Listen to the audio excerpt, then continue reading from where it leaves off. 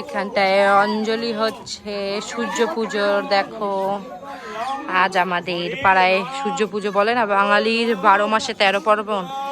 এটা একটা সত্যিই কথা, বাঙালির 12 মাসে 13 পার্বণ।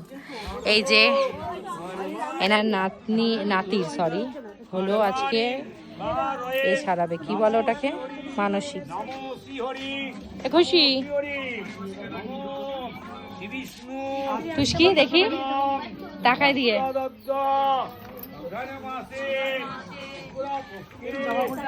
সবাই আছে এখানটায়, কাকি আছে, নন্দিনী